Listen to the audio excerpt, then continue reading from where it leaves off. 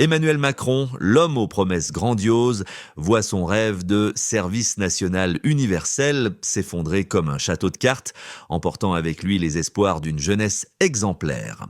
Dans la vidéo d'aujourd'hui, on va voir pourquoi Macron est en pleine panique avec des nouvelles peu flatteuses pour lui et pour son projet de SNU. Et ce n'est pas tout, on va également faire le point sur toutes les dernières actualités de France. Avant de commencer, n'oubliez pas de cliquer sur j'aime et de vous abonner à la chaîne pour rejoindre notre grande communauté. Vous avez bien entendu, Emmanuel Macron assiste aujourd'hui à l'enterrement de son service national universel, SNU, cette brillante idée qui, d'après lui, allait sauver la France. Et oui, le SNU, c'était supposé être cette armée de 800 000 jeunes disciplinés, en uniforme, prêts à tout pour ramener l'ordre et la vertu dans notre société. Macron, lui, voyait déjà ses lycéens en 2026 sortant de ce service citoyen avec le sens du devoir, de la collectivité et une loyauté civique à toute épreuve. Tout ça, bien sûr, grâce à quelques semaines de stage encadrés. On ne le dira jamais assez, pour Macron, le SNU, c'est plus qu'un programme. C'est un miracle qui allait résoudre tous les problèmes de la société. L'oisiveté des jeunes, résolue. Les émeutes de 2023 dépassées, la fracture sociale recollée, ce service national censé être le remède aux révoltes urbaines, la potion magique pour des générations perdues.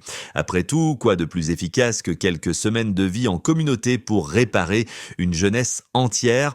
Mais voilà, pas de budget, pas de miracle. Alors que Macron est en train de regarder sa politique fiscale se faire détricoter par l'Assemblée nationale, c'est maintenant son bébé, le SNU, qui prend l'eau, et ce n'est pas une petite fuite. Sur un amendement socialiste, la commission des finances a purement et simplement coupé les crédits, et les députés du socle commun, eux, ils étaient carrément absents, trop occupés sans doute. La veille, le Sénat avait déjà voté pour réduire les financements du SNU de façon significative, et même le ministre des Sports et de la Jeunesse a fini par avouer qu'il n'avait pas les moyens de rendre ce service universel d'ici 2026. Alors, faut-il pleurer la mort prématurée de ce dispositif à mission incertaine?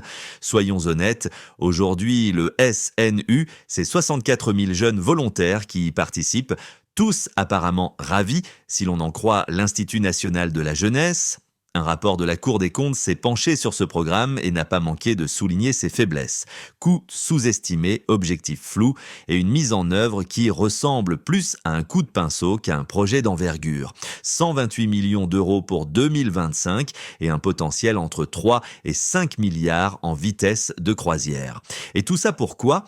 Pour un programme auquel même Macron semble croire à moitié, à croire qu'il voulait seulement reproduire le service militaire d'antan en moins utile et beaucoup plus cher.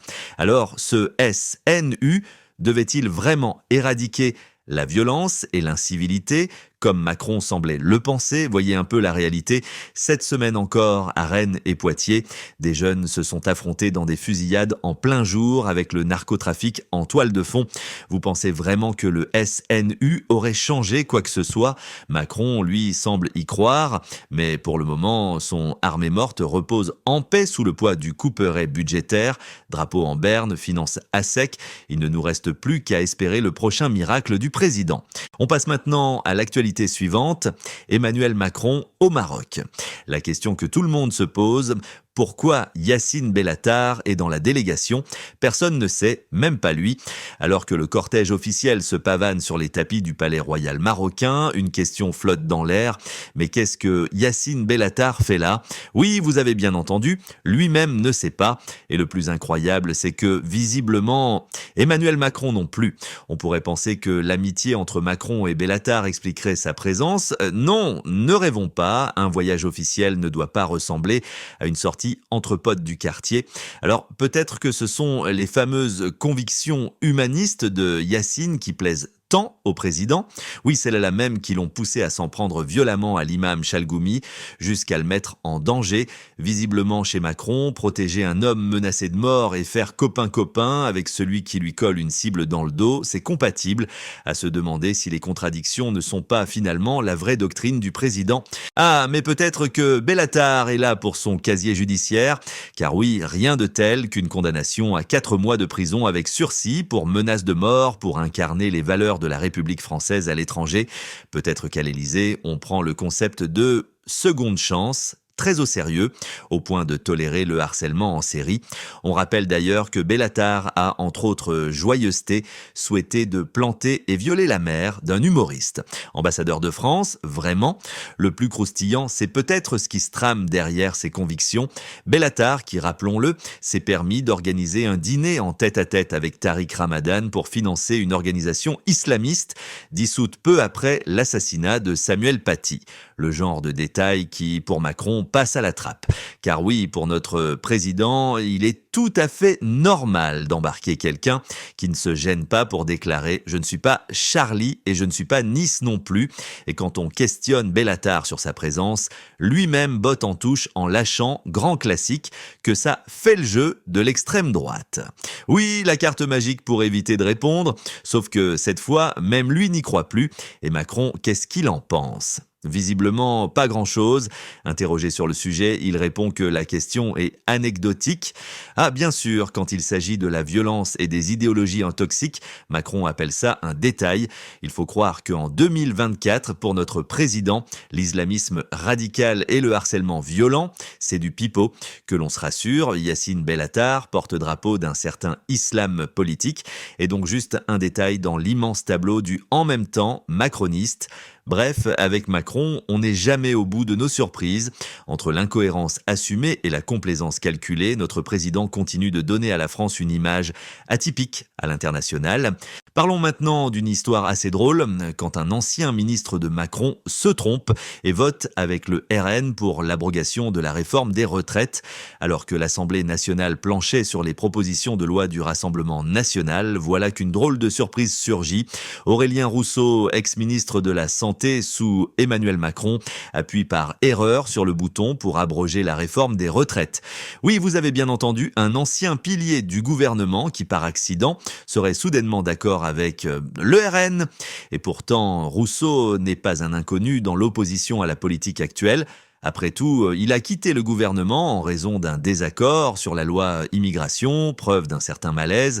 Alors, serait-il tellement exaspéré par les décisions de Macron qu'il aurait eu un moment de faiblesse pour envoyer un message ? Aurélien Rousseau, ce socialiste si prompt à prêcher la ligne du gouvernement, qui appuie, accidentellement bien sûr, pour une mesure du RN, ça laisse songeur. Sans surprise, Rousseau n'a pas tardé à se justifier sur X, assurant qu'il s'agissait d'une simple erreur, tout en se faisant un petit plaisir ironique. Toutes les erreurs ne sont pas des actes manqués. Voilà, pas de panique, l'erreur a été rectifiée, retour au bercail. Et comme pour enfoncer le clou, il a même pris le temps de critiquer le texte du RN, le qualifiant de vide de sens et incohérent. On respire, il est bien de retour dans le rang. Rappelons que ce texte du RN a perdu toute consistance en commission car ses mesures phares, comme l'annulation du report de l'âge légal à 64 ans, ont été balayées par les responsables de l'Assemblée. Pourtant, le RN n'a pas manqué de le défendre, espérant gratter quelques points en surfant sur le mécontentement. Et là, miracle, un ex-ministre de Macron qui appuie sur le mauvais bouton et leur donne le petit coup de projecteur parfait. Macron et ses anciens alliés n'ont pas fini de nous surprendre. Alors, erreur véritable ou acte manqué ? Une chose est sûre, entre les erreurs techniques et les explications alambiquées, le théâtre politique de Macron ne manque pas de rebondissements. Voilà pour aujourd'hui, je vous invite à donner votre avis dans les commentaires ci-dessous. Si ce n'est pas déjà fait, abonnez-vous à la chaîne pour ne rien manquer des prochaines actualités. Merci à tous, prenez soin de vous et à très bientôt.